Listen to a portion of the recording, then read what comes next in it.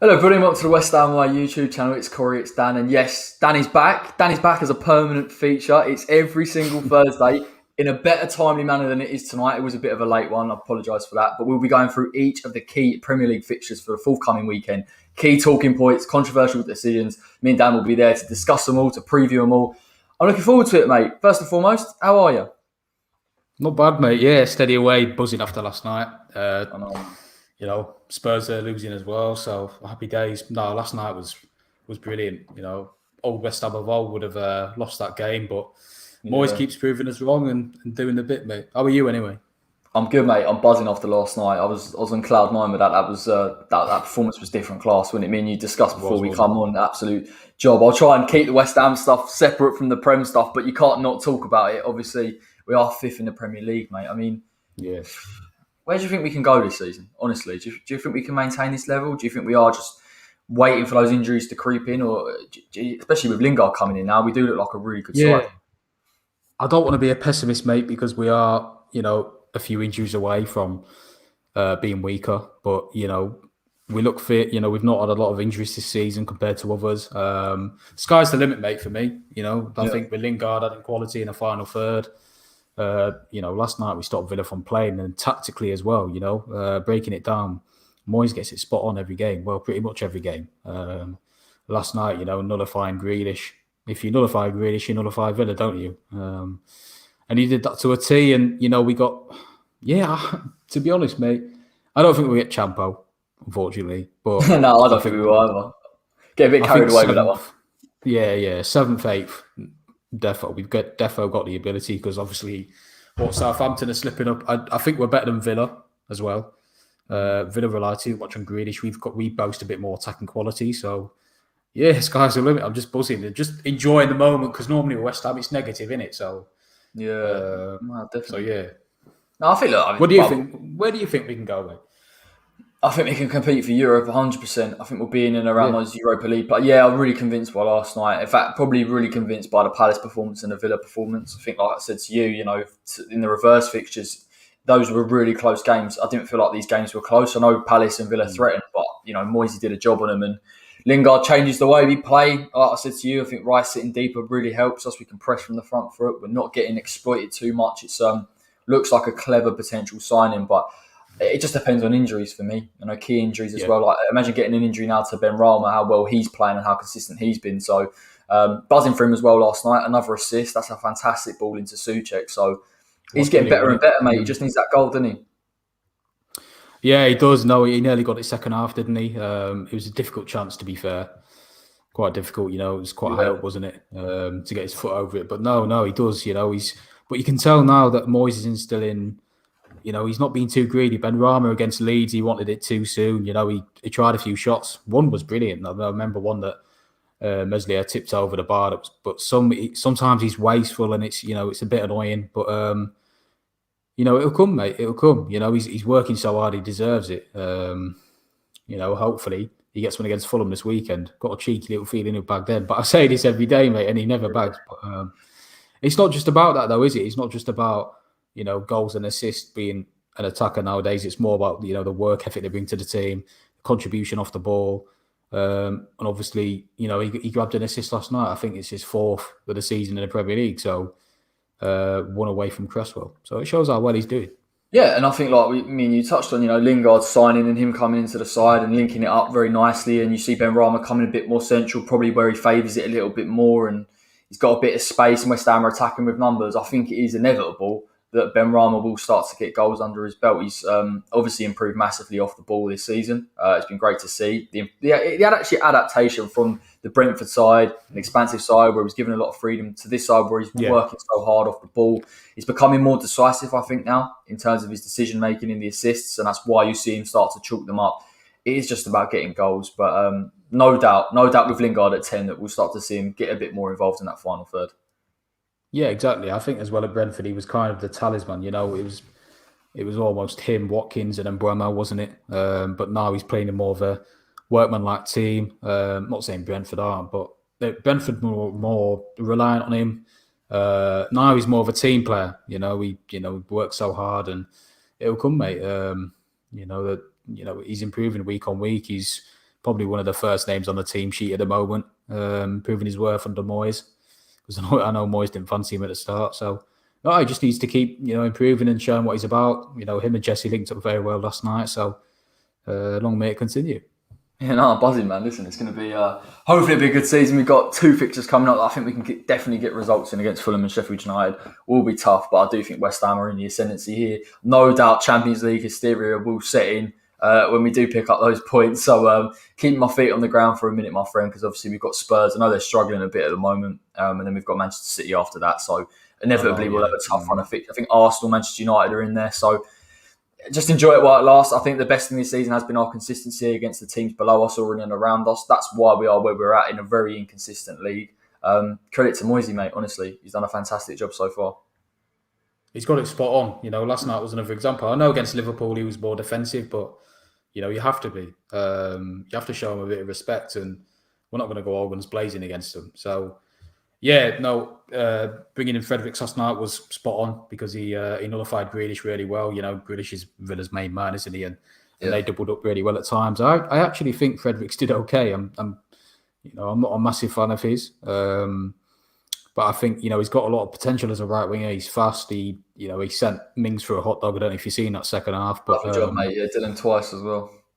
He just needs to work on his crossing for me. But no, he does a job. Obviously, Kufal's just he stares through your soul, doesn't he, mate? He's scary bloke, and he did a job on Grealish as well. But Moyes is doing brilliantly, mate. He's really embedding a workman-like cast, and getting the players to show their ability as well, and getting the right signings in. I think that's probably the most important thing at West Ham. Pellegrini splashed the cash on, players who had reputation rather than players who have ability, and like Souček and Kufal, who you haven't really heard of. So from that perspective, he's getting it spot on, and like you said, long may it continue. So look, the players have bought in, haven't they? Even Fredericks, I'm sure he wouldn't have been possibly not too keen in playing almost like a right attacking midfielder role, but every time he's coming down that side, actually, he's worked defensively, supporting Soufal, allowing Soufal at times to get on that interchangeability. Moyes is getting the most out of a really, really paper-thin squad. I thought it was interesting, before we get onto the Premier League fixtures, mate, that we brought Lingard in and we expected work rate and intensity. And last night, actually, it was his technical quality, his attacking positioning, the runs that he makes alongside Mikel Antonio that made the difference. But your thoughts on that? And do you think Moyes has anticipated this, him coming in and us being able to change that system slightly? Yeah, definitely. I think it relieves pressure off, Benrahma for now is bowing. Because we did need a bit more depth there. I think like I said to you before we came on, it probably spells the end for Lanzini and Yarmolenko in the summer, because Lingard might be available on the cheap. But no, listen, he was, you could see his work ethic off the ball. Antonio was just, kind of walking about, but maybe, saving his legs, obviously. His work ethic. But like you said, his runs and, his runs for both goals are brilliant, weren't they? And his finishing ability. If I'm being honest, Martinez should have saved both for me. Yeah, he had a shocker, mate. He did have a stinker, especially the second one. But no, it's his quality. And, like I did his stats, I was looking at his stats through the game. He never gives the ball away, does he? I think his movement as well, and, his ability. Obviously, if you play for Man United, you're not a mug, are you? So, no, mate, he's brilliant. And I think Moyes, know his qualities, giving him that platform to succeed, because he didn't really have that at United. He's not going to get in the team there now, so... it's a good move for both parties, just to see him flourish and get consistent game time, which he is and will do. It's brilliant. Yeah, apart from Goldbridge, you see Goldbridge this morning when he said, what was it? I'll give you Lingard and 30 mil for Rice. I was like, I'll behave yourself. One good game for West Ham. He chucked someone else in there as well. Who was it? Phil Jones. Honestly. Oh, you got I know. He's disrespecting Rice, and I'm not sure. Listen, Lingard's had one good game. I actually think, from what I've seen, for him to come in off the cold for around 18 months and perform the way he did, he's going to be a good player for us. And what was really interesting as well, I'll try and keep the West Ham talk limited, but it was an exciting game. The fact that Pablo Fornals and Bolt come on too late, and they're rested and they're fit and they're ready for Saturday. And I think that's that kind of game management from Moyes is really, really important with the squad we've got. Exactly. I think you'll see the same on Saturday as well, for bearing in mind Wednesday, United in Cup. I think maybe Kufal and Ogbonna may be rested. I think they will be. because, we want a cup run, don't we? And I think he's going to, prioritise that a bit more now because we're safe in the league, we're safe from relegation, we're in a good place, looking at the table. So yeah, I think I'm Lingard as well, mate. I think he'll enjoy that responsibility of, not having as much pressure on him, because at United he wasn't really the main man, but now he kind of is. Do you know what I mean? He's kind of, playing with less expectation on his shoulders to constantly deliver. He's just enjoying his football, like he said. And Moyes is giving him that play. And you could see how buzzing the lads were for him, when his second goal went in. And, he has got, I love him already, to be fair. He just needs to, obviously, he's going to have off games, isn't he? But could be a better start for him. Nice. Honestly, mate, he was absolutely sensational last night. Let's get into the Premier League fixtures. I'm looking forward to this, mate. It's the first time we've done this on a live. So we're going to talk about Jurgen Klopp. His slight fall from grace with that defeat against Brighton. We're going to talk about Aston Villa, Arsenal, given the fact we played Villa and Arsenal had a controversial red card decision the other night. Manchester United's 9-0 win against Southampton, even going into the Everton game. Tuchel coming back against Sheffield United. Let's see how he's improved Chelsea so far. And then the big one of the weekend, other than West Ham, Liverpool versus Manchester City. So let's get into it. Right, Arsenal, Aston Villa. What we saying now? I don't know if you watched the Arsenal game, mate, but they played very well for the first half, and I thought they controlled it. I thought Partey was very, very good in terms of moving forward, progressive passing. Yeah. I think Arsenal look a better team with the likes of Smith Rowe in there, but they were unfortunate with the sending off. When the sending off came, again, it ruined the game. It changed the way they played. When Leno went off as well, it ruined it for them. And I didn't realise Arsenal's decent run of form had been going on since around Christmas time. So Arteta was clearly getting a tune out of them. But, I mean, just your thoughts on Arsenal in general, mate. I mean, do you think Arteta's getting things right? Or is there there's still clearly a long way to go? But he's definitely certainly made an impact at the moment. He needs time.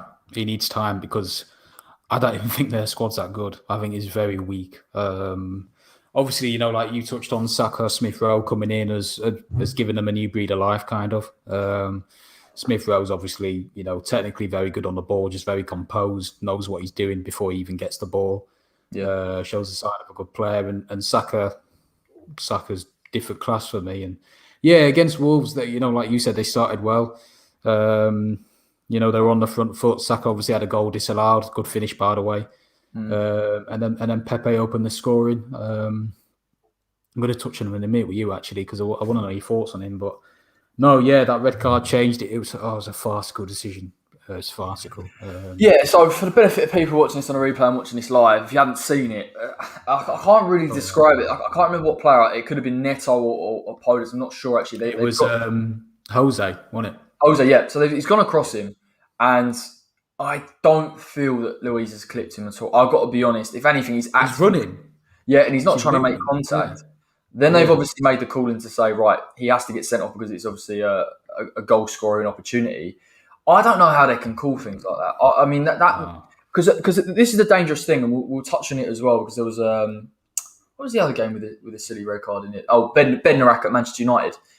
Yeah. How can you determine contact with that kind? Even with VAR, it's incredibly hard. It's ridiculous.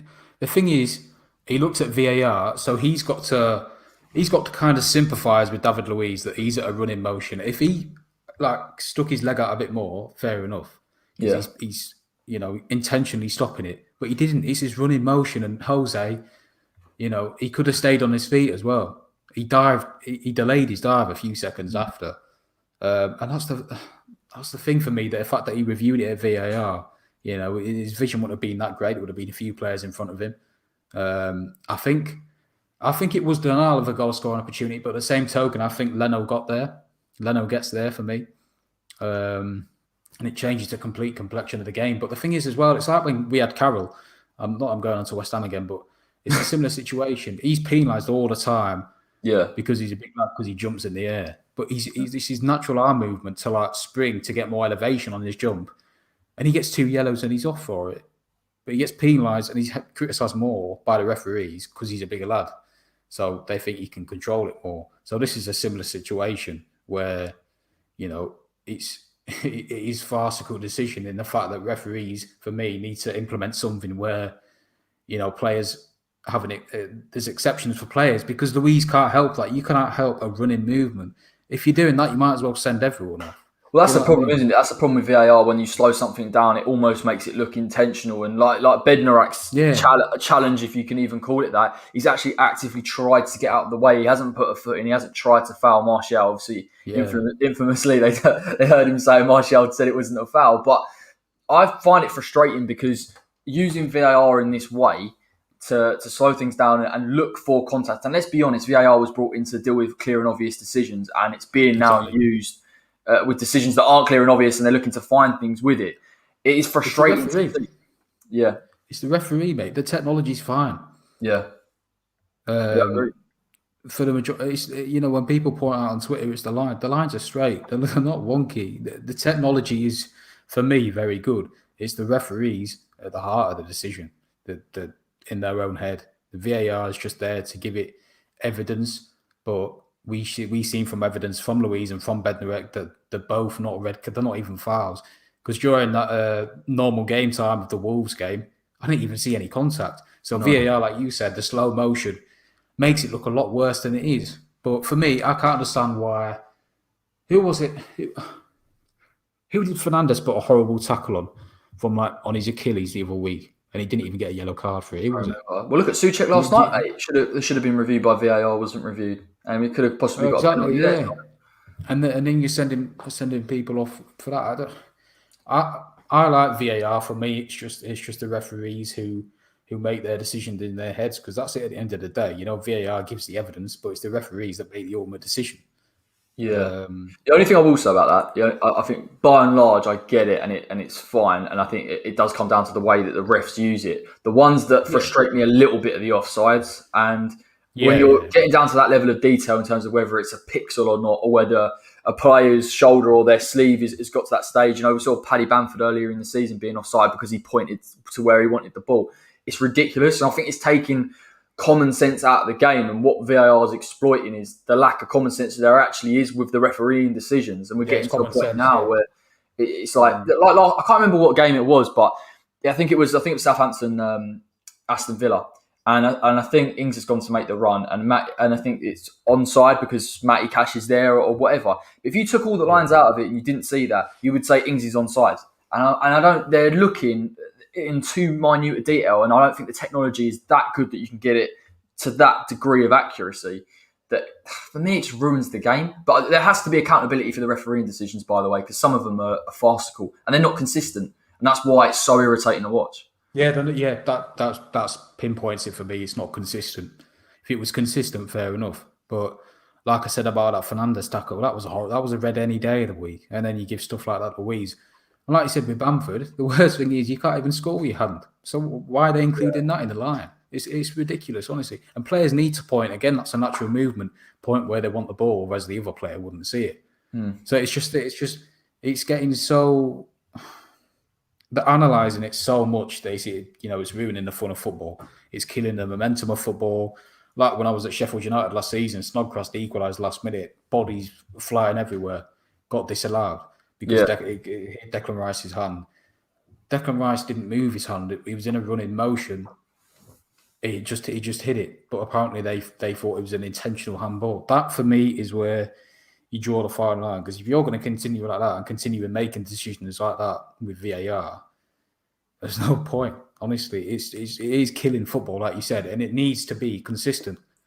That's the main thing. This is the thing. You remember in the past couple of weeks against Manchester City, I think it was Man City, Aston Villa. Again, another decision with that where I think it's Rodri's come from an offside position.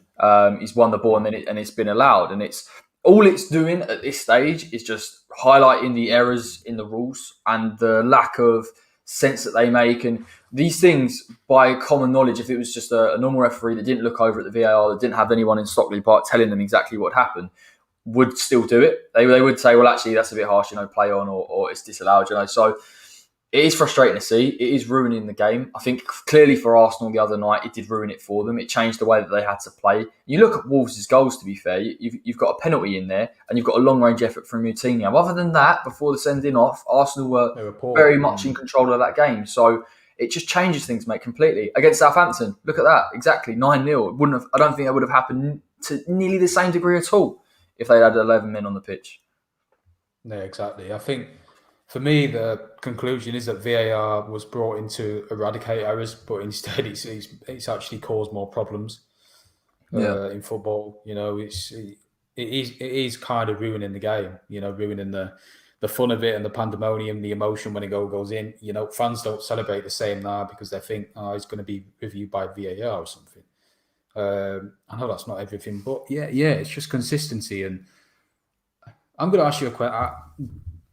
I know it's a big topic and stuff, but do you think they're kind of giving an advantage to the big teams in VAR? Because do you see a lot of decisions given United's way, not given Arsenal's way, etc.?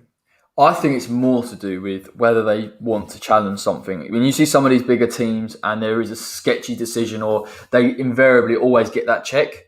You see West Ham last night didn't get the check at all. I thought that was very strange, and they get a lot of reviews. And listen, sometimes the decisions go against the big boys naturally because they are so they have to be to the law, they have to be to the line, that it will happen. But ultimately, you look at some of these bigger teams, they are getting the opportunity. And I think that's what you're seeing particularly. I mean, West Ham haven't had a penalty this season. Like, with all due respect, I probably should have had one against Chelsea when Bowen was pulled back against Thiago Silva. Yeah. That never got checked. That's what I find odd. But if it's the other way around, the VAR's checking it. And it's the way that it's being used. And listen, mate, for me, it's just exploiting the way that the refereeing standard is, as well as their decision making. And it's frustrating. I think we've been all right this season. We haven't been done too badly by it, but still got a long way to go. Anything could happen, and if we lose out on a European space because of it, it's ridiculous. It's even shirt pulling, mate. They said that's a foul because it's disadvantaging an opponent. But I think we've had a few this season where the analysis has gone, that should be a penalty, but refs have never viewed it. They've never given it a VAR check or anything. So, like you said, the main thing for me is the consistency of it. The Arsenal game, if that red card's not given, changes the game, doesn't it? Yeah. What's interesting as well, mate, like with the Sheffield United beating Man U the other week, I think they came out and said that some of those goals shouldn't have stood, that Manchester United would have been 0-0 and that possibly Man United would have got a result. Yes, they were incredibly poor against Sheffield United. Sheffield United dug in and got the result, but it does make you think when they come out, there's a lack of accountability to these referees at times, and they don't get any scrutiny. They're allowed to continue week in and week and get away with these types of things. And it's so frustrating to see. People are calling for them to come out into press conferences and explain the reasons, but they get shielded so much. Yeah. We never hear it, and it annoys me. I want to hear some logic from these refs because it's getting annoying, mate. I don't know if it's true, but did you see that Mark Halsey thing on Twitter this week saying that there's so much match fixing with referees and they give a certain amount of red card? I don't know if it's true. I don't know if that's a Photoshop, but it adds up for me. It wouldn't surprise me, even nowadays, particularly because they need to be held accountable more. They need to come out in a press conference and explain the reasoning. But I do know that refs are graded on their performance, and if they do have a few bad games, they'll get demoted to like the Championship or League One. That's the only justification with it. But there does need to come to a point where you either change the rules of VAR completely, like with accidental handballs and stuff like the Arsenal game and the United game, or you just scrap it. But if you scrap it, there goes the same problem of, that was offside. But with VAR, I just think VAR causes too many problems. Well, it creates more issues than there were before. And that's exactly, yeah. So, exactly. I think we're looking at possibly a reshuffle of the rules. I think we're seeing that progressively, mate. The handball thing was ridiculous, particularly early on in this season where people were just shooting it at someone's hands in the box. Oh, it's immediate penalty. It's ridiculous. But now it's the same to the same degree. You see Matty Cash, for me, that was a handball the other week. Didn't work. Do you know what I mean? And it comes off his thigh, hits him on the hand. No, that's not a handball because it hit one body part before the other. It's I don't know how they make these decisions, and they're constantly going back on one another with it. So I don't know where it stops. I think they are going to have a rethink towards the end of the season, surely, in terms of the referee and the letter of the law. But I can't see VAR going. They've committed to it so far, mate. Now, it won't go because it will just be a PR disaster for for FIFA and the Premier League. I like that comment, by the way. Yeah, whenever you watch tennis, they get it spot on each time. I'm not saying do it like that, but it's a lot more of an efficient, quicker system. With VAR, you're waiting 5 minutes, and you're like, just get on with it. That's the other just thing. killing the game. That's the other thing, mate. Isn't it? It's not only the fact that it's killing the game and it's increasing the amount of challenges and making it more complex. It's the time. The time sometimes It's the to wait time. for a decision, and you have 4 people looking at the same monitor, and you have the ref that's already looked at it. Again, for me, it just shows up the lack of clarity over certain rules and different opinions. And you'll be watching BT with Peter Walton every time he comes out and says, "Well, I could see how it was given and I could see how it wasn't." I'm like, "There's no clarification there. No one knows where they stand." So. Still my nutting talking about it. It's the same with obvious errors, mate. I know. I remember Spurs Chelsea the other season. Gazaniga came flying out to Alonso. Blatant pen. It took 5 minutes reviewing it. So that's the most obvious pen you're going to see in your life. What else are you looking for to delve into? What else are you trying to figure out? You know, like you said, you've got 4 people looking at the same monitor.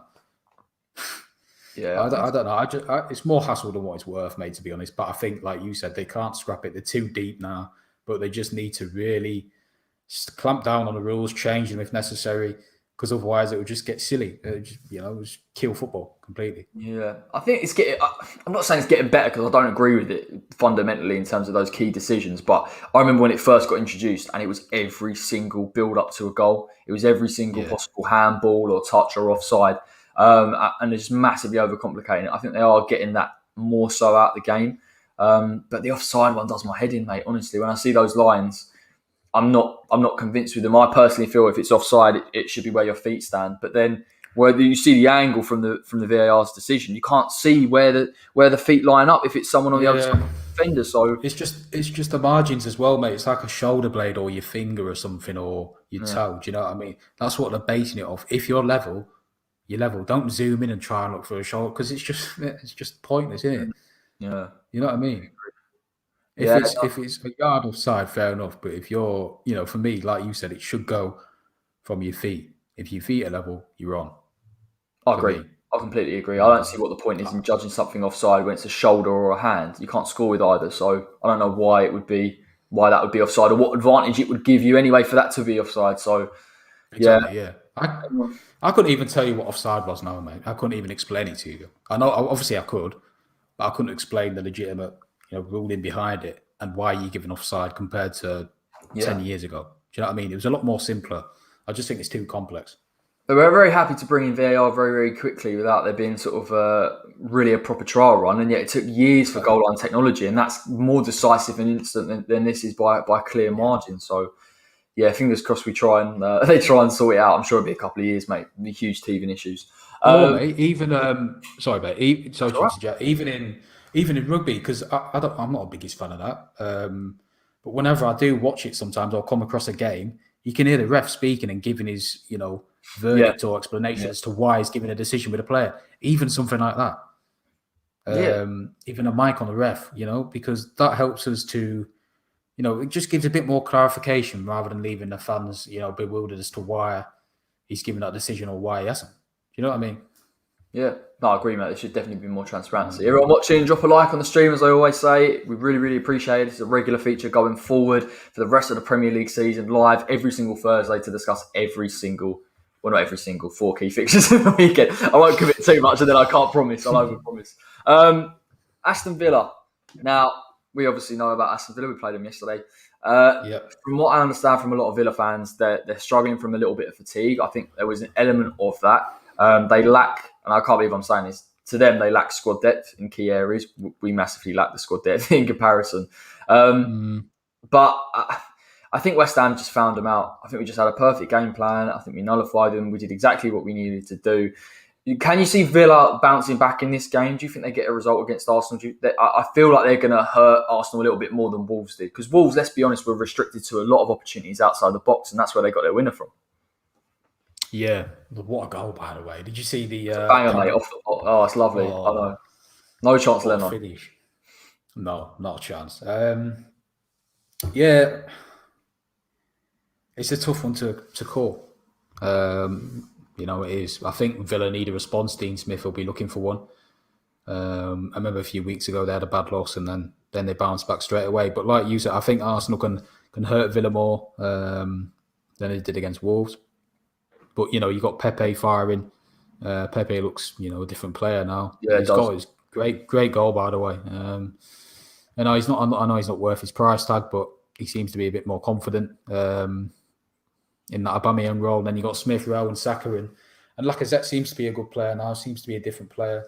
He's got players around him, mate. Like when I watched them earlier on in the season, they were playing a 4-3-3 with Willian on one side, Aubameyang on the other, and then Lacazette was playing this sort of weird 10 role. Now they're pushing up that attacking midfield. Smith Rowe, like we touched on, has been the difference because Arsenal are still a very pragmatic side, but Smith Rowe gives you that kind of that player that can come to either wing, that will move in between positions. You've got Saka in and around that. There's better movement from Arsenal going forward now.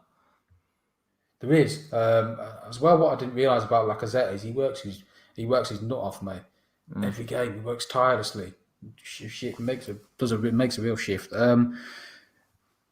In terms of a prediction, I think Arsenal will beat Villa. I think they've got too much. I think I understand where Villa fans are coming from in the fact that they don't have a lot of interchangeability in the team. Like we could bring on, say Fornals. I know we couldn't bring on a striker, but that in the midfield, they've only really got El Ghazi or, they need a bit more width for me. And Arsenal. Arsenal had an off day, didn't they? But they didn't even play too badly. So, but I always contradict myself, mate, because then I think, no, but Villa could win. I think it'll be cagey. I think it'll be more of a 1-1 draw. I think the interesting battle will be Grealish on the left with Bellerin. Now, for me, Bellerin in terms of his positioning is always wayward. He either goes too far forward, doesn't get back into shape quick enough. He's an attacking fullback, and you feel like West Ham doubled up on Grealish. If you give him too much space, he's going to hurt you. And I feel that Villa have got too many men, particularly in those attacking areas, that can get in behind Arsenal and cause them some issues. Yeah, it would have been perfect for Maitland-Niles as well, wouldn't he? Because he could have almost doubled up with Bellerin against Grealish. So I don't really know why they got rid of him. But Bellerin is a bit... That would have been all right, wouldn't it? Oh, such a good player, mate. So underrated. Yeah, he's decent. No, but what was I going to say? Yeah, Bellerin is a bit wayward. He's quite sloppy in possession. If he goes forward, he'll normally be out of position, and Grealish can flourish in them areas. But as we seen the other night, Grealish can also come on the right-hand side where he set up Watkins, or he can come down the middle. So I think Dean Smith may be looking to avoid, that happening again, where Grealish is nullified too much and maybe surprising Arsenal in that regard. But the likes of Saka, obviously Smith Rowe, they played a lot of games. So from that respect, maybe Villa have got a shout. But then again, Partey's different class, isn't he? I think, mate, him against... I was literally about to ask you, how good a performance was that in the first half against Wolves? Because his reading of the game, his passing ability is massively underrated. He wins the ball in midfield. He's athletic, plays like an 8, but it has those kind of defensive midfield characteristics. He's that link for them between that defence and attack that they've missed throughout the season. If they can keep him fit, they'll definitely push up that table. Yeah, it's like transitional play, isn't it, mate? That he's so good at. I think I was watching him the other week. Where was it? I can't remember who it was against, but he literally just glided past 3 players with ease, like he didn't even break into second gear. How you said his passing ability, his reading the game's good. He's a bit injury prone, but I'm sure he'll eradicate that with a few more games under his belt. And because Xhaka is a liability, I don't think he's good enough either for where Arsenal want to go, to be honest. And I think having Partey takes the pressure off Xhaka, and that's Arsenal's problem for me in the last few years, mate, their midfield. Completely. They're sitting in front of the defence. They don't give them enough protection. If you have Partey there who can do a bit of everything, that's fine. But they used to start El Neni there, who's nowhere near good enough. So I think now they've got Partey, they've got a bit more defensive reassurance as well as transitional play. But what's interesting though is that Xhaka sits the deeper of... I mean, to be fair, they play with a double pivot, and if they're in that shape, they'll both sit naturally. But Xhaka's the one that sits, and I think that actually tells you more about Partey's technical quality going forward. Some of the passes he can put in, he's such a complete midfielder, as opposed to Xhaka, who, yes, he puts a foot in, yes, he's aggressive, but in terms of those technical attributes in the final third, other than a few decent long range shots, he doesn't not really offering, he doesn't really create. So it's definitely interesting. I agree, mate. Look, I think Arsenal are improving at the minute. Whether they'll get a result against Villa, I feel like Villa are a slightly better point at this current stage than Arsenal. I can see a 1-1 for me. Grealish getting a goal for my FPL. Fingers crossed. It'd be cagey because I think Cash will do a job on Pepe because Cash is a solid right back for me. It depends if Pepe's, they play with inverted wingers. If they play with width Arsenal, it won't work. But if they play inverted like we did last night when Ben Rama cut inside when it was on the right, Lingard, whatever. No, Fredericks, wasn't it? Throwing you off so much because no one thought it would happen. Yeah, I know. But no, it's important Arsenal rotate and, Smith Rowe, like when he set up a goal against Newcastle the other week, he came on the left and just in front of Aubameyang and he glided past Lascelles. But that's important for me if Arsenal, Smith Rowe and Pepe will be nullified if they stick in the same position. And, I think Mings and Konsa are two good centre-backs, so I think they'll do a job on Lacazette. It'll be cagey, mate. It'll be cagey. It's all dependent for me. It's all dependent on if Grealish has a good game. If Arsenal stop Grealish, they get something out of the game. But if they don't, and if they allow him to flourish and show what he's about, Villa, for me, will win it. But what's interesting about Pepe is a couple of games I've seen him, they've moved him over to that left-hand side where he's on his natural left foot, and he actually does look a bit more composed, a bit more decisive in terms of his decision-making when he's trying to beat the man. He tries to take it to the line. That goal against Wolves is phenomenal. We know he's got good dribbling ability, but I think him playing as an inverted winger, Arsenal playing with inverted wingers, doesn't help them at times. They need to be a bit direct. No. And I think when they've added Smith Rowe and Saka, albeit they are from slightly deeper positions, they do run off one another. Then you see that West Brom game and it allows Lacazette to get into those positions where no one's really picked him up because Arsenal's fluidity of passing is so good. So they need to keep those attacking players fit. I am surprised at the fact that Pepe's showing form. I thought he was done, to be honest. I haven't seen too much of him, but for that price tag, I just thought he's not going to fit the level too much. But they can get him firing, mate. Again, that attacking midfield element, they'll improve. I think it's going to take a long time for Arteta to get this side right. It really is. He's got a real rebuild under his hands. And he's still like an inexperienced manager. He seems to be a good coach. I've got no doubt that he's coaching them well. But it's going to take time. And he's going to need the right players in there. And we saw this transfer window as well. Kolasinac going out. Socrates going out. Ozil off the wage bill. Yeah. Again, they got to stick with him really probably for a year or two to see it. Or at least to get him through that rebuild process. Yeah, it's a massive project, isn't it? It's a transitional period. City had it recently without Aguero and Jesus and Yaya Toure, Company, Silva. It's an awkward transition, like United have had as well when Fergie left. So since Wenger did wonders, there's no doubt about that. But I don't think Arteta has a great squad at his disposal. I don't think it's as strong as United's. I don't think it's as strong as Liverpool, Chelsea, Spurs. Any of them, because there's a lot of youngsters on the bench. They're lacking experience for me, but I think he's got Willian, haven't they? Right job.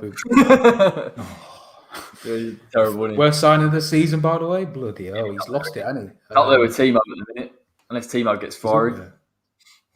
Oh yeah, he's having. I've got a bit more hope for Timo. I think Willian's on the, he's a good player. Yeah. Willian's like 32. Willian's finished, but. The thing is with Pepe as well, mate, is when he was on the right-hand side, he was too predictable. Everyone knew, like Yarmolenko, that he was going to cut in onto his left foot. Hats off to Neil, by the way, getting 75 mil, whatever. That's a class deal. But allowing him to play on the left, just he's obviously on his stronger side, and when he gets the ball, he can shoot straight away. Whereas he was too predictable. I just think for me as well, one of the things is that when you transition from of the French league to the Premier League, is that you need to have that strength about you, and Pepe didn't really have that. Do you know what I mean? He didn't have the ability to shrug off. He's fighting more in tackles, isn't he? He is. That Wolves goal, he beat about 3 players with a tackle, didn't he, and slotted it in on his right foot. So I think it's that massive, acclimatization and being able to shrug off a challenge when you're on the ball and really keeping it. I think he struggled with massively. There's a player in there, but there's not a £75 million player in there. But no, I think playing on that left, like you said, mate, has definitely helped him, to flourish more. Score prediction before we move on, mate. What are we saying? You went from an Arsenal win to a cagey one. What are we going to settle on? What are we settling on? 1-1. Yeah, I'm happy with 1-1. Lovely stuff. Sit on the fence with me, my friend. I'm right. On the fence, yeah. Next game, Manchester United versus Everton. It's an interesting one, isn't it? Because Everton have been so inconsistent this season for me. Obviously, they started the season fantastically well. They've moved from a number of different systems, from that 3-5-2 where they were so expansive. They were conceding goals, but they were scoring goals. They went to the low block where they got a couple of decent results, a couple of 1-0s, but they lost a lot going forward. Dini's now back in. They're trying to perform in a similar manner. It's a really good win. I haven't seen the game against Leeds, but to get a win against Leeds with the way they play, I think a lot of Everton fans were quite concerned coming into that. But they got that result, mate. I mean, your thoughts on Everton this season? It's Carlo Ancelotti is a world-class manager, let's be honest, but he's got such a task on his hand. Yeah, it's got a massive task. Again, it's a massive project for him. Obviously, big club, big traditions, and yeah, no, I think without Rodriguez, they're not the same team. Obviously, Sigurdsson did well last night coming in for him.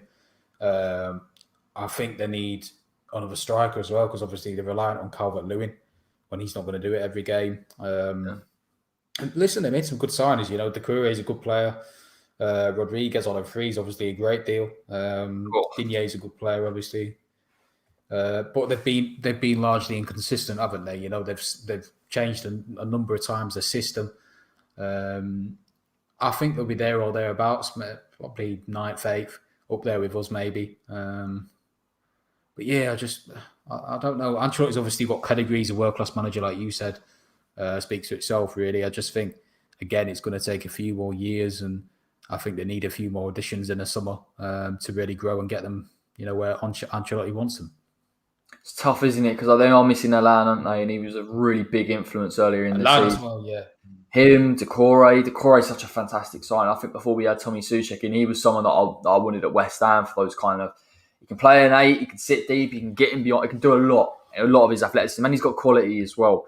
It's so interesting when I did a preview on Everton earlier in the season. Ancelotti is trying to build a team to a degree around James Rodriguez, allow him to have all the freedom that he wants and defensively ensure that he can go and do that. You don't see that in Premier League teams anymore. The number 10 isn't as prominent as it used to be. You get inverted wingers and almost 3 strikers. Yeah. You never really get a natural 10. James is that.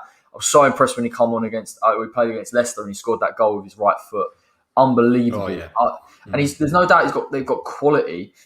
Their midfield is it's a lightweight without the likes of They need someone around Doucouré. I think possibly if Alan comes back, then maybe we see a little bit of a different dynamic. But as good as Sigurdsson has done, he's not a natural defensive midfielder. He's not really an 8, he's a 10.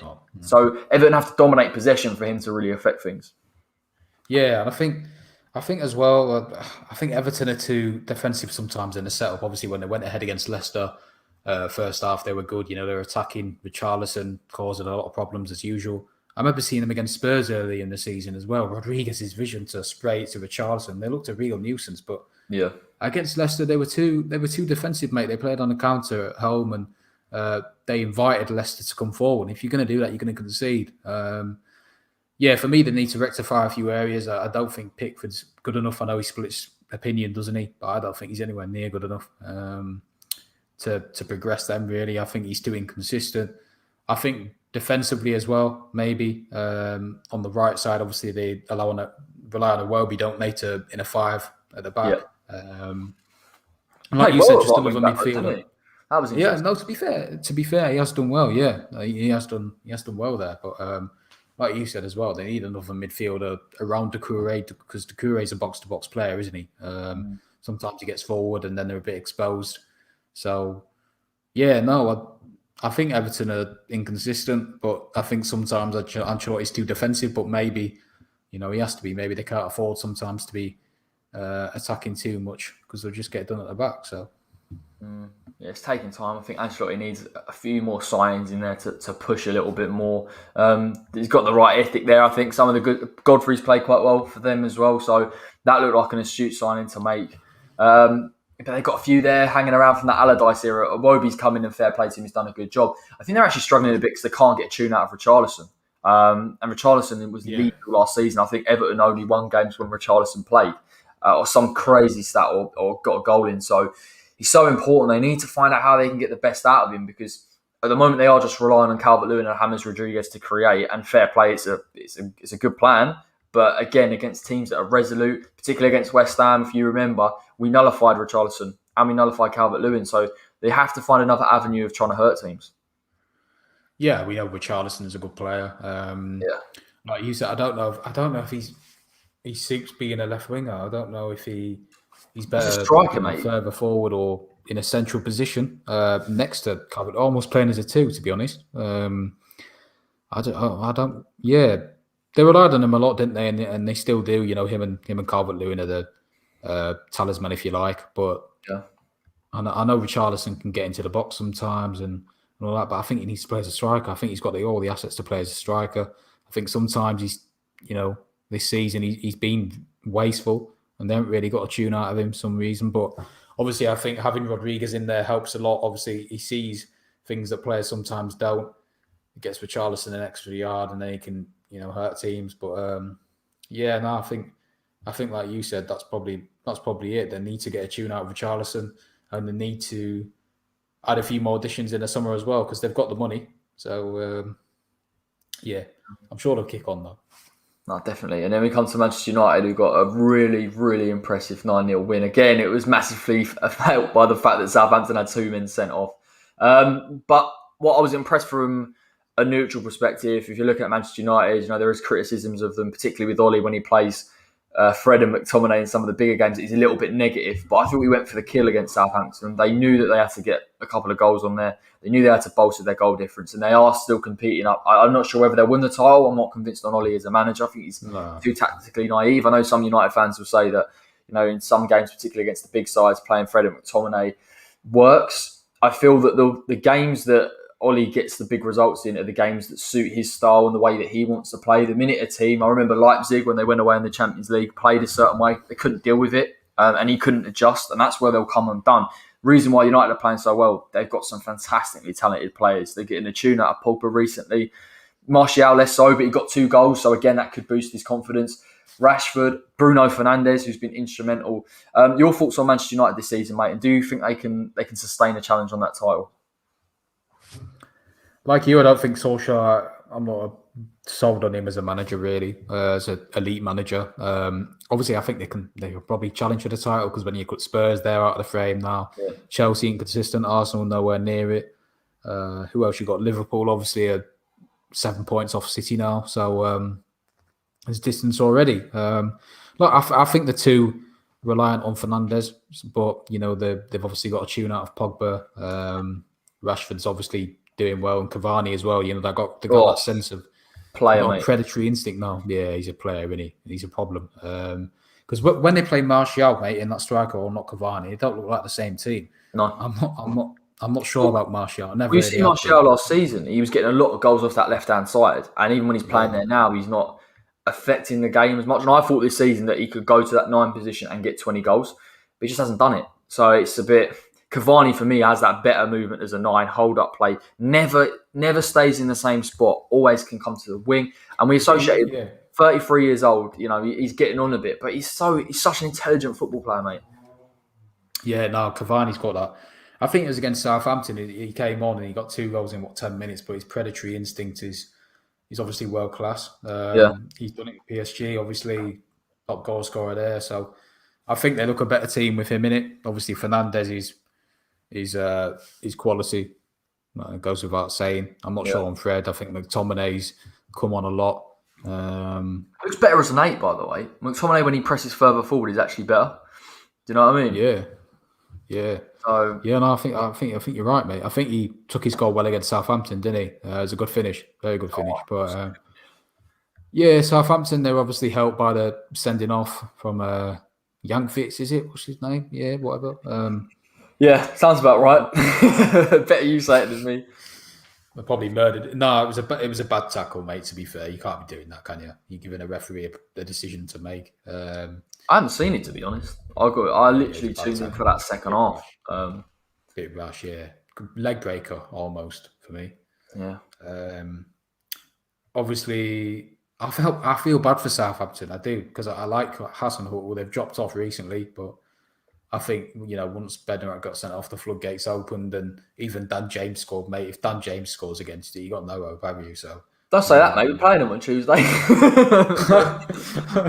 I'll be interested to see whether Ollie takes the cup seriously. I mean, he's obviously got that record, isn't he? He's never got past the semi-final at his time at Manchester United. He needs to get that one off the bill, doesn't he? But yeah, that They're a good team. I think Southampton, then they're one team that's never going to change from the way they want to play. I think that's why they got the scoreline was the way it was. They tried to play the low block against United last 20, didn't work because it's not how they used to defending. They played a high line. To be fair, United thought Southampton should have had a goal. The VAR, I know it said it was off. I thought Che Adams scored. I thought Che Adams had a really good chance as well to get a second. Maybe that changes the momentum of the game. But nonetheless, I think Man United would have won it. I mean, they were outstanding in an attacking sense. Yeah, they were. You look at Southampton's bench as well, it was all youngsters, wasn't it? Because they had a lot of injuries. But, you can't take it away from United. Second half, they were ruthless. I said McTominay's goal, losing Carter who scored. Martial took his goal as well. Yeah. Dan James, obviously. And once they're on the front foot, once they're thriving, for me, it's always been a sense of if you get the best out of Paul Pogba, United tick. Against Burnley, I remember that they were finding it hard because Burnley obviously sit deep, they're quite a defensive team. But it was just a bit of brilliance from Pogba. That one moment that's going to win games, and he is a game. He's a match winner. But before that, they kind of missed him. They missed that presence in midfield and that quality to retain the ball that Fred sometimes doesn't have, and McTominay doesn't have because he's inexperienced. So, I think United have progressed. I don't really see that they're going to win a title. Like you said, they struggle against teams who have a game plan. Like Burnley, like Leipzig, like you said, they can't really adjust to that. If they're on the front foot, they'll win the game. If teams invite them to come forward, they'll win the game. But if teams go to match them like a City or a Liverpool, they'll struggle. What do you think next week, mate? Do you think we've got a chance against them? Do you think? Yeah, 100%. 100%. Do you think we have a chance against them? I think we've obviously. I know Lingard can't play, so it will change our game plan a bit. I expect Fornals to come in the left and Benny down the middle, but I don't think United are as good as people make out, and I think they've got some fantastic players, don't get me wrong, but Ole Gunnar Solskjaer, it will be their undoing in terms of whether they can go further and get it. You feel like David Moyes, particularly what he showed me in the past couple of weeks, his game plans. I know people say the Liverpool game is a little bit off, but I think we've got spot on against Crystal Palace, spot on against Aston Villa. I'd like to see us go for it. My concern is we sit back against Manchester United, and I think Moyes does have a tendency against some of these bigger teams to sit back and try and hit them on the counter. I'm not convinced, particularly from what I've seen with Mickey, that we can hurt them as much. And I'm interested to see, mate, how they play. They played Pogba in the last game against us. I know he's in a bit of form. It will suit us probably if they play Pogba and Matic, if they try and come on to West Ham a bit. McTominay and Fred, they'll be able to have that kind of... They'll protect Maguire. So it's an interesting one. It is an interesting one. But I think West Ham can get a result. I would like to see us progress in the FA Cup, mate, to be fair. It's a good chance this season. And I think Moyes will prioritise that. I think he sets up 5 at the back, mate, because I don't know about just letting wingers onto Shaw and Wan-Bissaka, because obviously they've been their 2 best players. They're very solid defensively. No one can get past Wan-Bissaka, mate. Not even not one on Mane. Fornals is going to be tough Shaw as well. No, it is. But if you say bring in Balbuena, not Diop, and if you put Cresswell as left wing back and for him to overlap, it'll cause them a bit of problems. But like you said, it'd be interesting to see how Moyes, tactically sets up. Because obviously when they brought Rashford on against us at home, it changed the game, didn't it, completely? We, obviously Pogba ran the show as well, so it'll be interesting to see. I think he should go 5 at the back. That's how I'd do it. Bring in, what do you think? It's a tough one, isn't it? Do you go and press United? I think we got to exploit. I thought our game plan against United first half was good. I thought we did exactly what we needed to do. I think United set up in a low block. They were clearly scared of Alea and the Fornals kind of link up, which isn't nearly as productive as Ben Rama and Antonio. But certainly, look, I think I'd like us to compete in the midfield a little bit more. The issue when you do that, if you allow Fernandes, if he plays in that 10 role, he'll move between positions, he'll pick up spaces, he'll hurt us, and like he did in the last game. And I was a bit disappointed actually with West Ham when we started to press them a bit more. We panicked after they got that goal, and we gave them too much space for both. They were good finishes nonetheless, but don't make it easy for Manchester United. I think I look at set pieces, Man United still struggle with them, and they still struggle with those second balls. That's where we got the goal in the first game. So it's tough, innit? I know. We mean you discussed this about the Liverpool game. I think West Ham fans give it a go against Man, of course, but there has to be a game plan. And I just think we've got to compete a bit more. Just compete a little bit more in that midfield. Try and get a few turnovers in possession, and we can maybe get something from this game.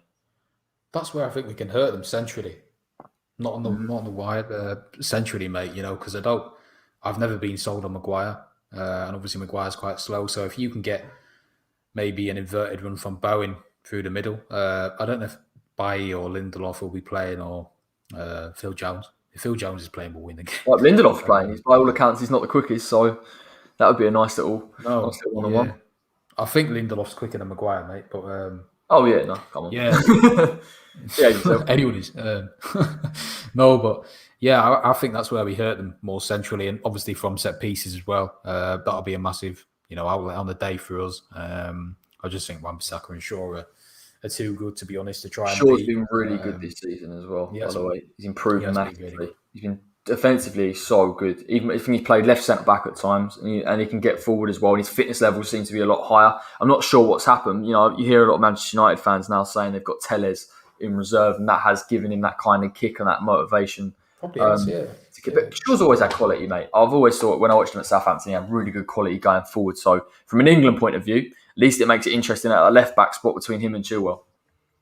Does, yeah. No, Shaw probably deserves a place, to be fair, the way he's going. But I just think it's his fitness as well, mate. Obviously, he got that bad injury, didn't he? A shocker. Obviously, career-ending injury.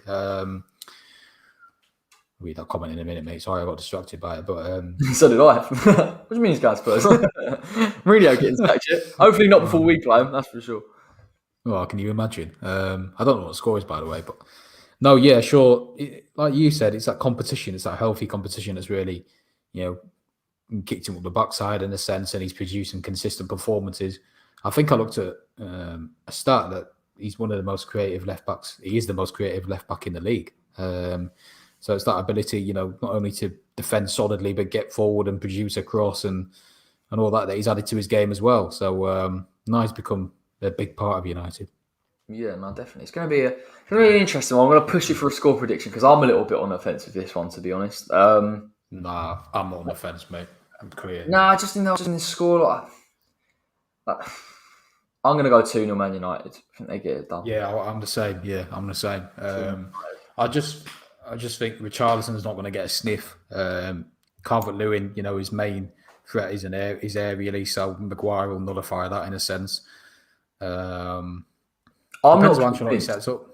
not convinced they're going to change that much Everton from the time they played him in the previous fixture. And the problem that Everton have, they play with one pivot when they're not playing in that ridiculously low block that they put in for a couple of games. Yeah. And Manchester United, in those 10 areas, Rashford, Martial, Fernandes, Greenwood, link-up play, getting in beyond, causes some nightmares. That back line of Everton, take Digne out of it, isn't the most mobile. The centre-backs in particular, they're going to be pulled out of position. And Cavani's movement as well is going to be ferocious for them. I just think United will be too strong. 3-1 Man United. No, 4-0. Yeah. Well, no, look, you don't know. Like, Man United have done really, really well in the past couple of fixtures against Everton. And it is just the way that tactically they set up against each other. But you just feel United, they're going for the title. They're going to have to get points on the board. I just fancy them to get the win. I think, like you said, mate, Everton's in a centre-back partnership. They're not that mobile, are they? Mina's not that mobile at all. Keane's obviously done very well. But, like you said, the movement that United have, the attacking flair and talent they have, and the inverted runs they'll make, I think it'd be a bit too much. Like you said, take Digne out of the equation. You got Iwobi, Mina on that right side, so they'll look to really attack that area, and I think that's where it'll probably benefit United, and they'll win the game. By what scoreline? 2-0 for you? Or 3-1? 4-0? 3-0. No, I think Everton will score because they've always got a goal in their locker. I'm going 4-1. Really? That's brave. I don't know what I feel.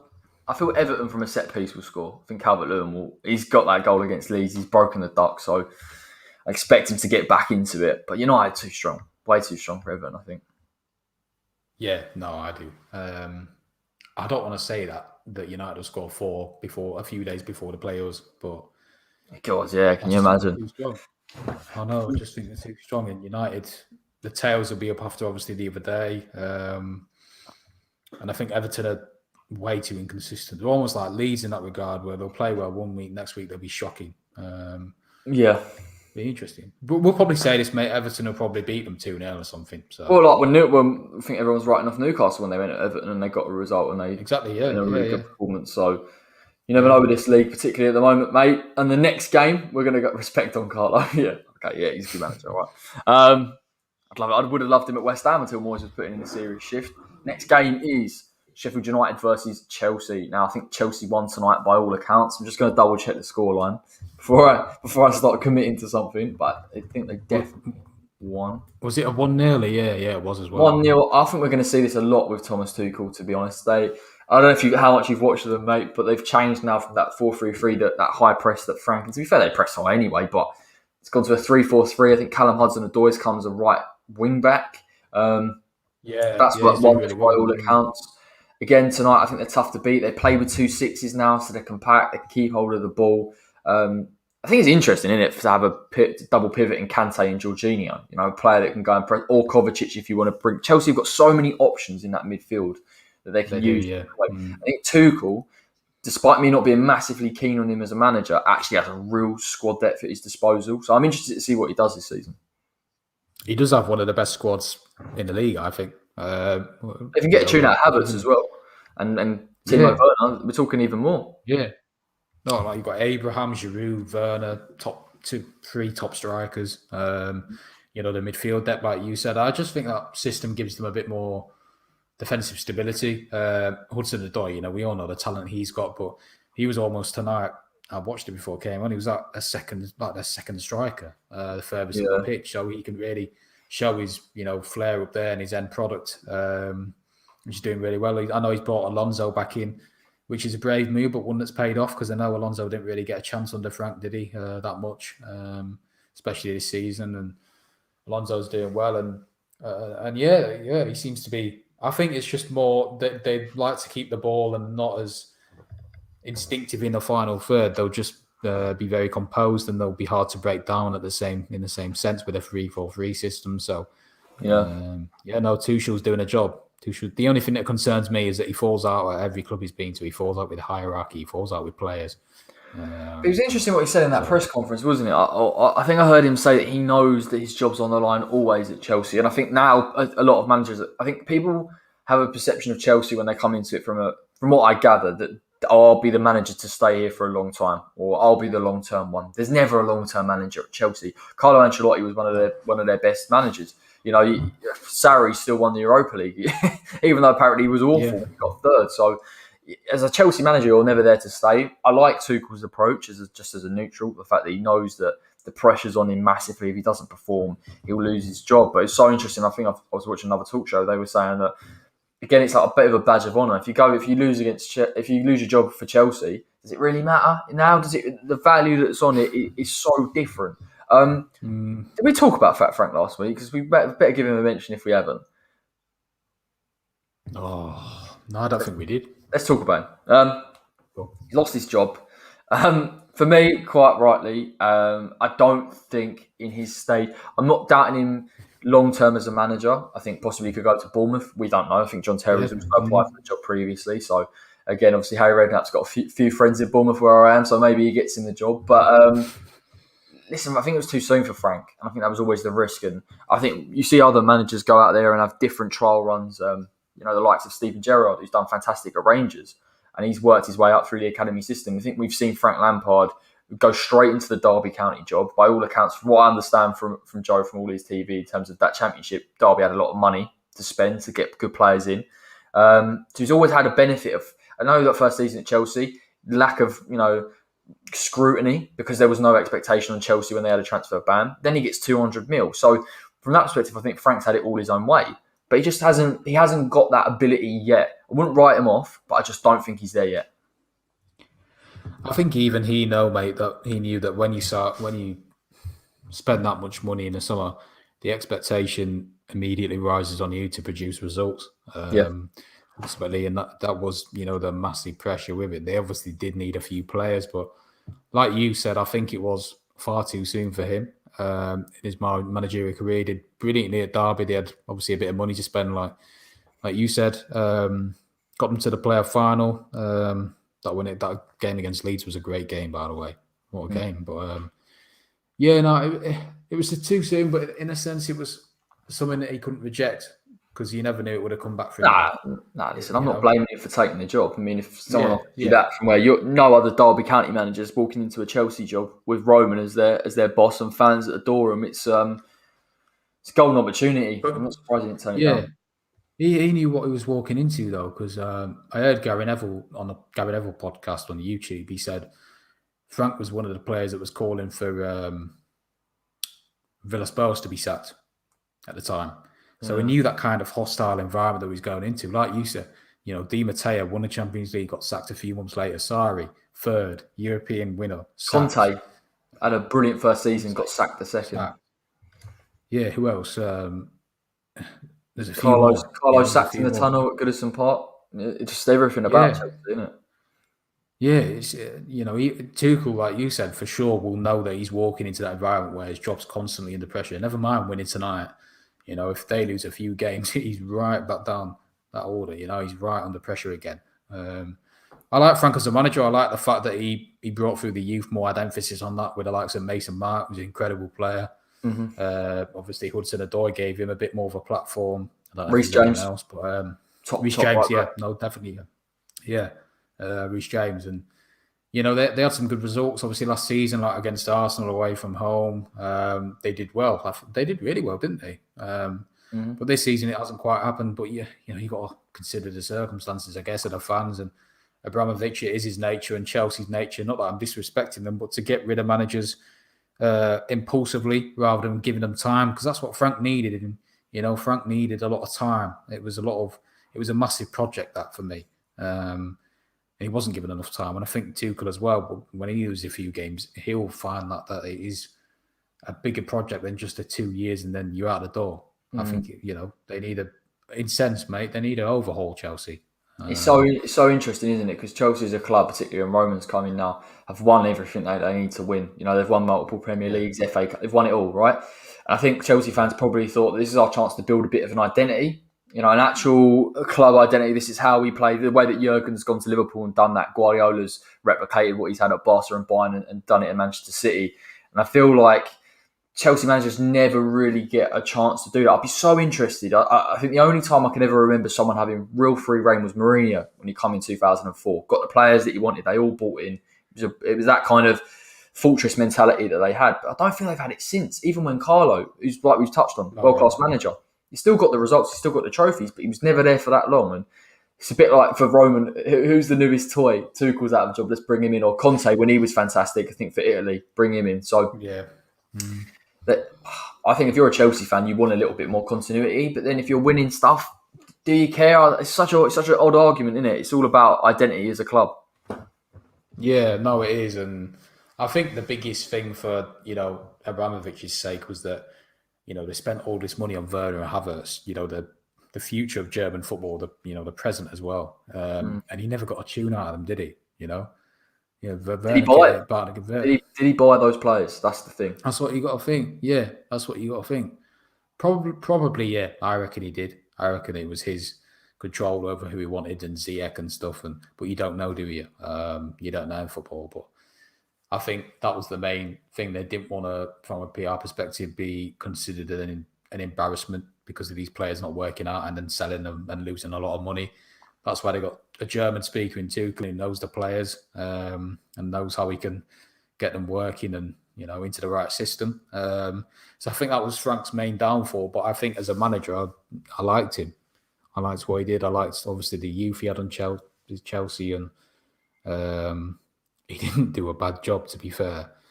I didn't think he did a bad job first season, to be honest. I thought they were building something. And to be fair to him, I think in the couple of Chelsea games I've seen, they've tried to tactically tweak it a little bit. There was a little bit of concern they were pressing too high. I remember against West Brom and Southampton, they got caught so many times. They changed it a bit. But I think what is his downfall actually was not getting a tune out of Werner and Havertz. And I think Roman must have looked at it and thought, I've spent £120 million on two of the brightest Germans. Havertz was unreal last season as well. I know we talk about Timo has always been good for probably 2-3 seasons now, but a little bit rash in front of goal. Havertz's goal rate as well in the Bundesliga for Leverkusen was impressive. And I watched him in the Europa League. So but he couldn't get anything out of it. And it does make me question whether that was his signing, because Frank puts a lot of trust in the youth. Tammy Abraham, that he consistently played in that side because he trusted him. Mason Mount, again, another player. You just feel like, and obviously we've heard about the Declan Rice thing. They said he was obsessed with getting Declan Rice in, but yeah, I don't think we'll ever know, mate. I don't think we'll ever know. There's a few things I think Frank said in the media. We don't regret selling Rice. Now we know that Chelsea were embarrassed by pursuing Rice. We know that that's to protect the club. And listen, he was West Ham. He's not anymore. He's Chelsea, and he's just protecting the club that he supports. So I do get it from his perspective, but too soon for me. Maybe he's going to have to go back down. I think that's the issue now, isn't it? What club does he go to? Does he go to a Prem club? Does he go to a Championship club? Bournemouth's a good project, but then again, he won't have the money to spend like he did at Derby, a bigger club, because obviously Bournemouth, Eddie Howe failed there, did such a good job in getting him up the leagues, and then Premier League hits, and he don't really have that money to reinvest in the squad each season, almost like Sean Dyche at Burnley. But like you said, he needs to go to a Celtic like Steven Gerrard has, really build a reputation over there, and then slowly work his way back up, because he is a good manager. From a tactical perspective, obviously he's one of the best because he's played football before. He's one of the top players for a number of years. So yeah, like you said, mate, too soon. I agree with you. But he couldn't not turn it down. So yeah. Never mind, Frank. Frank, but mate, the best thing to come from his sacking was the Mason Mount memes. Did you see them? Said about his dad going. Class, mate. I'm just happy they're not going after Declan Rice anymore. And we knew that the minute that he left, that he was safe, because with Fat Frank around at Chelsea, it was always lurking. And listen, Declan's never going to sit there and agitate for a move, I don't think. But there would have been part of him, Chelsea fan, Frank Lampard is his. It would have definitely appealed to him. So I'm happy we got that. Would have been knocking, yeah. Yeah, and I think a couple come knocking for Declan Rice in the summer from what I hear. But listen, if we can keep holding for as long as possible, that's the main thing. Now, a club that we don't like too much is Sheffield United. Obviously, got that bit of a sort of rivalry-ish with them after that relegation season. I know Hal from the Sheffield United way doesn't like West Ham at all, and I regularly put up with it. But I actually like Sheffield United as a side, the way they play. I really do. I think when we look at those bottom three teams, I know Parker's turned it around a little bit. I think Sheffield United, when we played them, I didn't think they were a bad side at all. I thought there was a few little mistakes in there. I thought they stick to their principles. That's what's doing them over. Now it's interesting to see Chris Wilder get a few wins in that FA Cup, take the form back into the Premier League. And even with a shocking result against United, they believe in their system and they believe in their team. And now they could make it interesting towards the end of the season. Yeah, they could. Out of the teams, down there, I probably want them to stay up the most because of Wilder's influence, how he got them playing. Obviously, last season they were brilliant. I think they shocked most teams because teams didn't know how they played and they couldn't really handle it. The wing backs bombing forward. This season it hasn't really worked out, probably for a number of reasons. The signings haven't been the best. Relying on Ethan Ampadu week in, week out when he's a youngster, that kind of thing. And obviously, Lord Lundstrom speaks for himself. Top quality player. The king himself, mate. King himself, yeah. Obviously, they're missing Muse, who's in and out of fitness. And he has a bit of a different dimension up there. Ollie Burke's okay. He's not the best in terms of his goal scoring rate. But no, I like them, mate. That win against Bristol Rovers a few weeks ago obviously gives the team confidence. Whoever it's against, a winning mentality, a winning feeling gives you confidence. Like you said, they've turned the tide a bit. What was the score this week? Did they lose or what? I can't remember. Sheffield United. They beat West Brom this week. So they beat West Brom. Yeah, my bad. Yeah. They ground out a result, and obviously Billy Sharp scoring a goal and Dean went over and Fat Salmon. He's good now. He's struggling. He is. I think they'll go. I think they're going. No, I think, like you said, when we played them away, they were tough to break down. They were still that side of last season, to be fair, showed glimpses. I just think it's the goals, mate. That's where they're struggling. I think, massively. Obviously, I like McGoldrick as a player, but he's not a prolific goal scorer. Ollie Burke, Muse's obviously injured a lot. So that's the problem for me, and that's what they failed to rectify. But I think they could be in with a shot at getting out of it simply because of their mentality and Chris Wilder's belief that they can do it. So Yeah, and they believe. Listen, like they're missing Sanderberg as well, as we've touched on. Everyone watching, make sure you drop a like on the stream as well. It's all really, really appreciated. Regular fixture going forward. That Prem show. Yeah, mate. Look, listen. I think Wilder's getting a tune out of them now. They lack creativity. That's always been their issue. They're so predictable with that wing back system, trying to get in beyond and create crosses and overloads. We know what we're playing against. West Ham will know what we're playing against as well. So, ultimately. They would get a creative number 10 in there, wouldn't they? If they would look back in retrospect. I think when they get Sander Berg back in there, Lundstrom, those two players have got the athleticism to sit deep at times and push on and get behind defensive lines. And if you get both of them in those sides, I think even though the strikers aren't firing on all cylinders, Sheffield United can get results. They won't get a result against Chelsea, in my opinion, but definitely throughout the season they will. Yeah, no, exactly. And I think the main thing is, mate, some of them players that, half of them players, I'd say, are championship level. Yeah. So, and they don't really have, like, they rely too much on the wing backs, and they don't really have out and out wingers like a Rafinha, like like what we have, like a Bowen, who can change the game, do they really? So, and I like what they're doing with Wilder as well. They didn't really bite the bullet in terms of sacking him after they went because they've been an awful one, terrible this season, but worst run ever, isn't it? Impulsively sack him. It's definitely up there. It is. But they know that. I think this as well. I don't think any other manager could do as good as a job, because I don't really think they've got Premier League players. I think 3/4 of that starting side, are Premier League players. So that goes to show. That's an interesting comment. What are your thoughts on Tyndall being sacked? Yeah, it's a weird one, isn't it? He's such an interesting character, from what I understand. He'd been at Bournemouth 22 years. It's a long time. Isn't he West Ham? Isn't he West Ham? Probably is. Everyone's West Ham, mate. Come on. Everyone's West Ham. No, look, it didn't work out. I think it's interesting Eddie Howe's still out of a job, to be honest. Like, the club hasn't gone for him at all. And it's so weird with Eddie Howe. When he was performing really well for Bournemouth, no one really took a risk on him. When he gets relegated and when he's a free agent, no one wants him. I think as well, the thing with Eddie Howe is he wants the time. He's taking time out of the game and he's waiting for the right. I really like Eddie Howe. If you'd asked me before we got Moyes in who would I like, it would have been Eddie Howe. The football he plays, expansive, exciting, attractive football. Could have got Josh King in, but we never got in the end. We would have been all right. But look, I think it's going to be interesting to see who Bournemouth bring in. Are they going to bring in a Lampard, or are they going to, or an experienced manager? Because now's the test, isn't it? They've tried to make an internal appointment.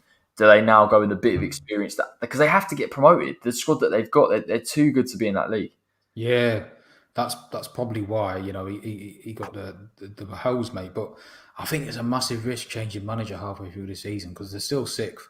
I know they've had a poor run, but they're still up there, But maybe they think, look at the likes of Reading and teams like that are really firing with a lesser squad as well, what they're doing. So it was, to be fair, it was a risk to start with hiring someone from within who knows and who was Eddie Howe's assistant, because he's not got a lot of first-hand experience. But it'd be interesting to see if they're getting the likes of Lampard or what. But I always think that any club that gets rid of the manager halfway through the season like that, impulsively after a game, will have a replacement lined up.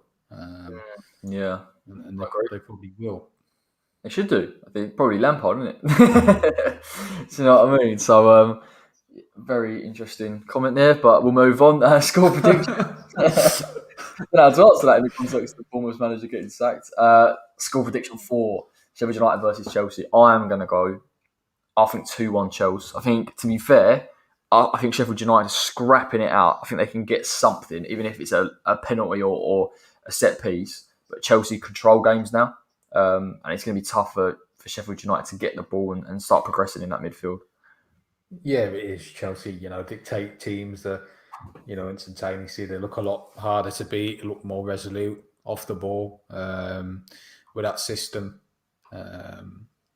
Difficult game for Sheffield United, obviously. But listen, their tails will be up and they might get a slice of luck, and McGoldrick loves scoring against Chelsea. That comment again. Sorry, mate. Sorry, guys. You got to go.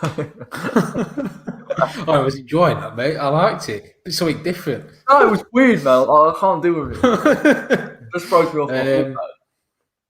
Lovely as the trees. Oh, Geezer's had a few many pints, I think. A few too many pints. Too many stories. Yeah. I think Chelsea will win it. I think it'll be a 1-0. I think it'll be a tight game.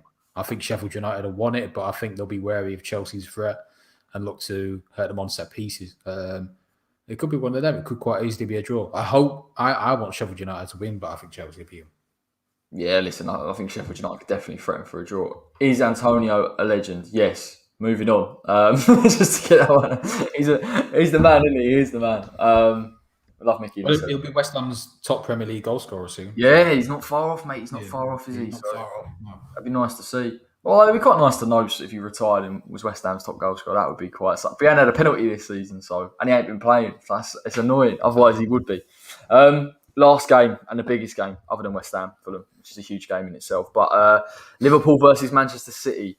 Now, City have looked absolutely ridiculously consistent, nearly back to their old self. Different formation, different style, but they're really getting a tune. We spoke about it earlier in terms of, Pep going through a transitional period. He's never done it at clubs. He's always come into a club, bought the players that he wants, and you see 2-3 years of dominance.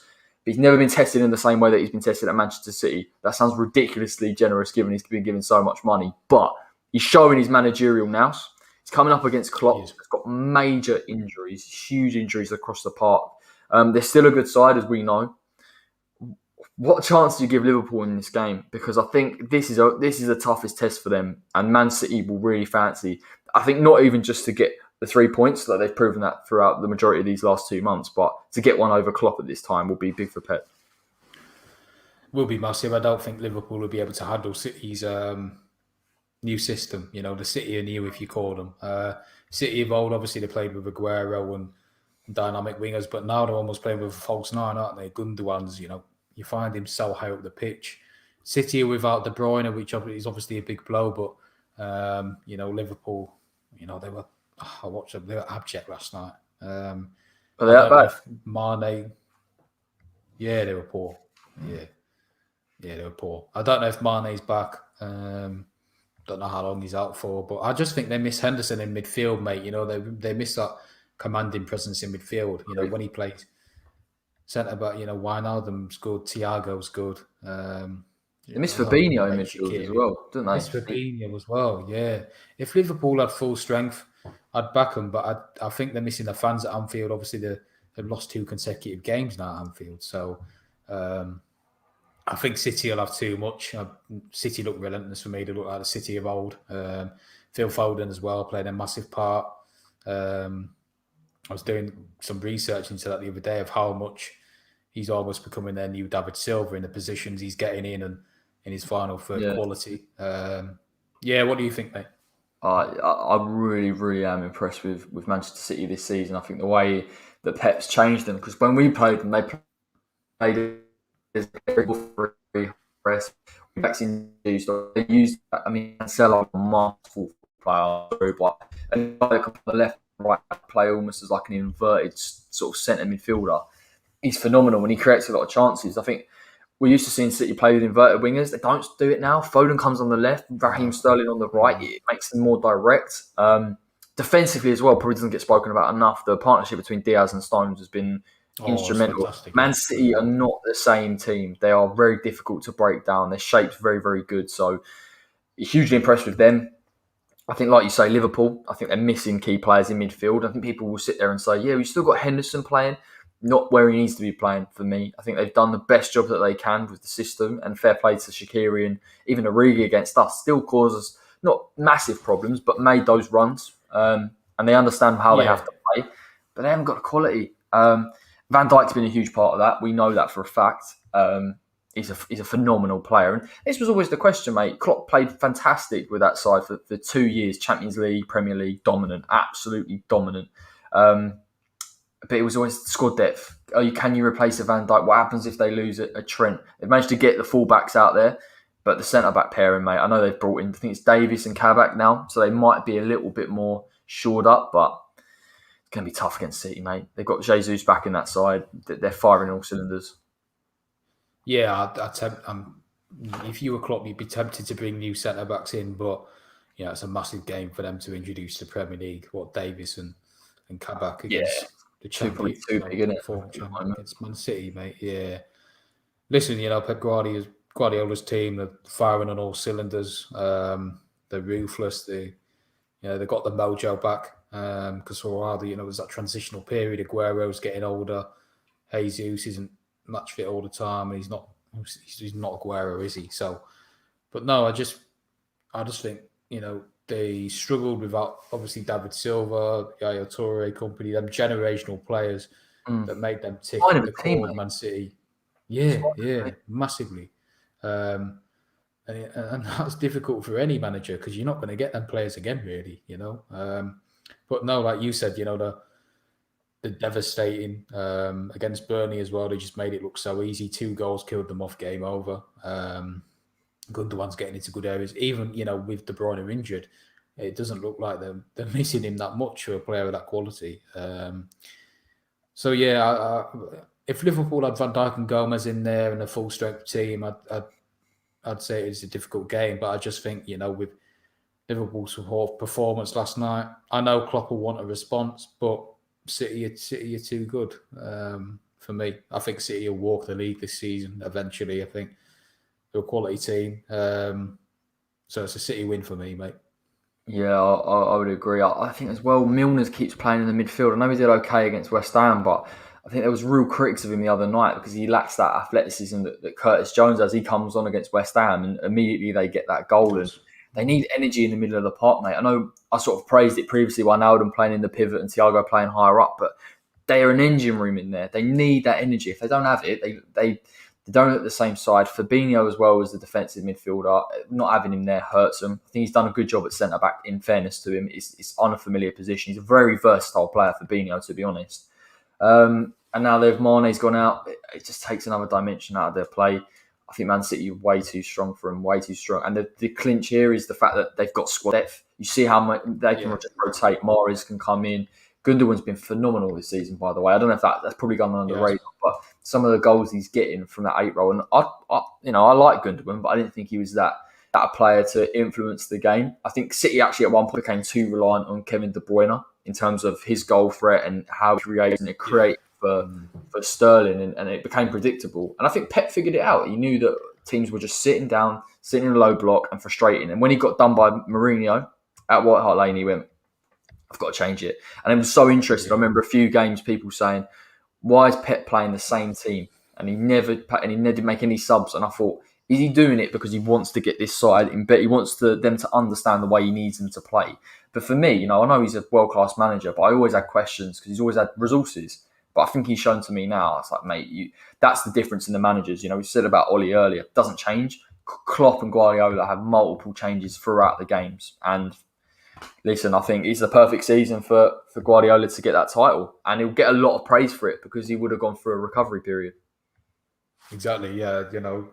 I think it's all well and saying if you've got your full 11 there all the time that, you walk the league. But like you touched on there, Guardiola's had to reevaluate his situation and bad, run of form and who can play there and get the best out of his players that he might not call upon. I think as well, Cancelo as well as being quality. We can turn to him on the bench. He's kind of like his secret weapon in a sense. And Jesus as well and that interchangeability they got. And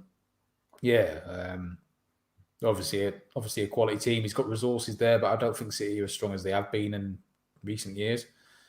Without Aguero and Silva and stuff. But no, I think it's City's title to lose simply because I think, Van Dijk for Liverpool's a massive miss. Gomez, obviously, Mane's injured for a short period, but that short period makes up a lot of points. You can lose a lot of points. So I'm going, I think Liverpool will score because they've got Salah. 2-1 City, 2-1, 3-1 possibly. I'm just interested to see how they play it. I really, really am, because Liverpool played a high line, City play with a false line. Does that benefit Liverpool? But then I look at the wide areas in Foden and Sterling. If they play, they're dangerous. And I think if they push Robbo or Trent Alexander-Arnold up too high, then they'll just absolutely exploit them. So I feel like it's gonna be a similar game to when Manchester City played Chelsea, where they controlled it, they got the goals early, and then from then on, it was very, very easy for them. I think Liverpool were huff and puff, but again, then the change in the dynamic now, if Liverpool are scared to go and press Man City, will be interesting to see. So I think probably 2-0 Manchester City.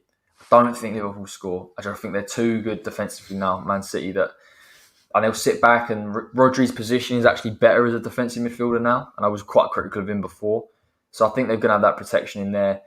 It's City's to win, mate. I just can't see Liverpool getting a result here. I think a point would be brilliant for Liverpool, by the way. If they could get that to build their confidence. It would be, yeah.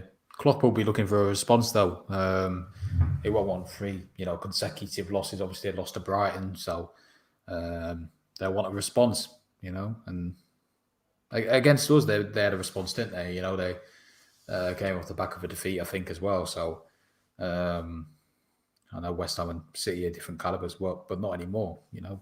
Come on, man. Put some respect on West Ham's name. It's not enough at the minute, honestly. Do you know what makes me laugh? But I'm going to just rub it. I'm just going to enjoy the moment. But they talk about Everton and European places. But I think West Ham have been more consistent this season than Everton. I just think they have. I can't. Yeah, they have. I think even a lot of the media are struggling to wrap their heads around the fact that West Ham are sitting 5th. And if you go and get two more wins, we're consolidating a massively impressive position. So put some respect on West Ham's name. I don't know if you watch Match of the Day last night, but their analysis was very poor for me. I heard about it. Yeah, big fish, small pond with Lingard and all that. I get where they're coming from, but respect West Ham. And they said about Villa having an off game, but what about West Ham? What about West Ham's tactics? How well we played to stop them from playing? Delve into it a bit more. It was poor analysis for me. Straightforward. Did look into it. And I just think sometimes, like you said, Everton, Europe. What about West Ham, though? West Ham, I like it, the fact that we're the dark horses and we're not getting too much publicity, because sometimes it can put pressure on, but I don't think we get enough praise. And like I said, that analysis Match of the Day wound me up, because they've done it a few times to West Ham. And it's not about Villa's off day. It's about how well we played. And, the same with Lingard, big fish, small pond. West Ham are a massive club, so I don't understand that. Yeah, too right, mate. I think it's not even like I want West Ham to be held in the same kind of regard as they talk about Tottenham when they can try and compete for a title and inevitably they fall down the league. And obviously, as we've seen tonight, West Ham don't get that. We're not normally in those positions, but a bit of respect, I think, for the job that Moyes has done. And listen, we'll take it all day long. If people aren't talking about West Ham, we can just sneak under the radar. But inevitably, there will be that kind of... They'll have to take notice at some point. They really, really will. Happy Hammer. Enjoy it, mate. Like the stream as well. We're talking about West Ham just to finish off that Premier League show. But yeah, we need more respect. I think if we get 2 wins here, we're going to be in a real good position.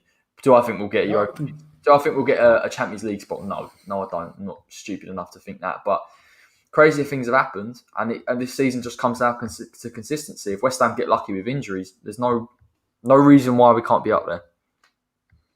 Imagine this, mate. What? Book your flight.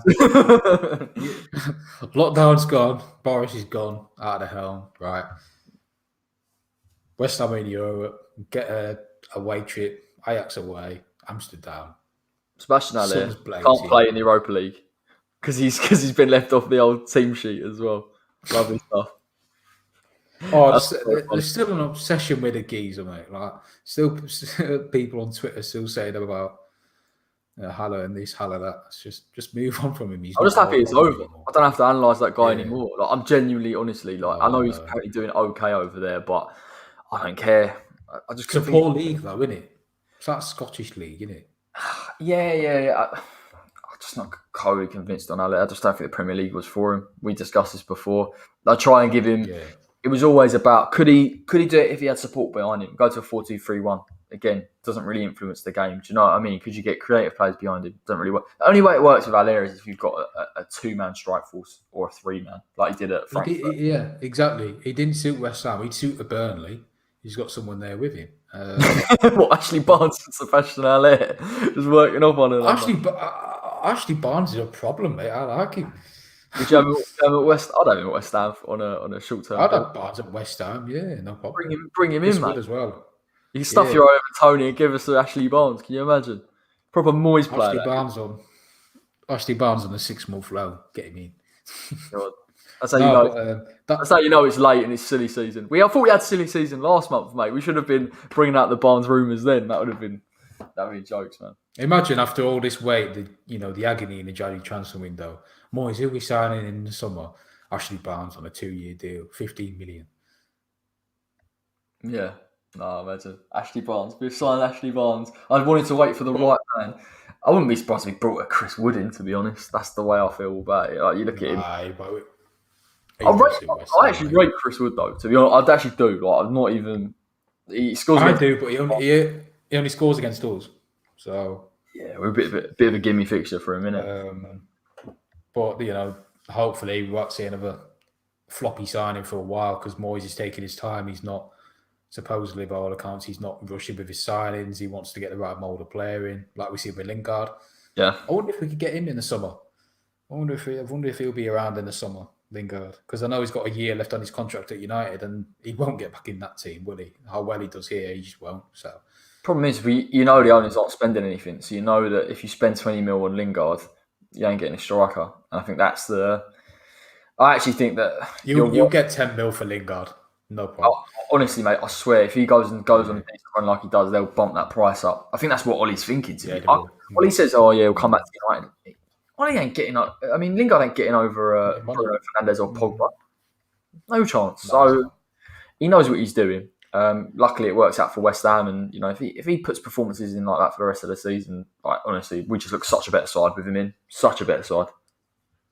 The only thing is, we should have put an option in there to buy.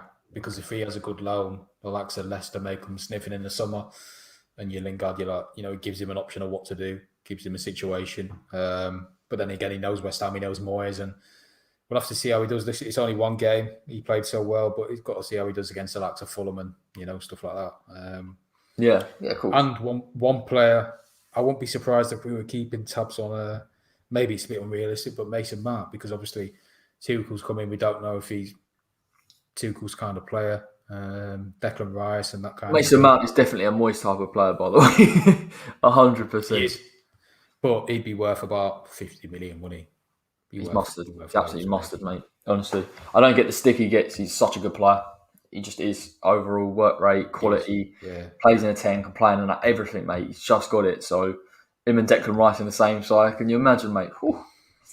We'll be winning the Europa League. We're dreaming. Play the Champions League anthem. Yeah, play the Champions League anthem. Get us to Ajax, 100%. Right, let's wrap this one up, my friend.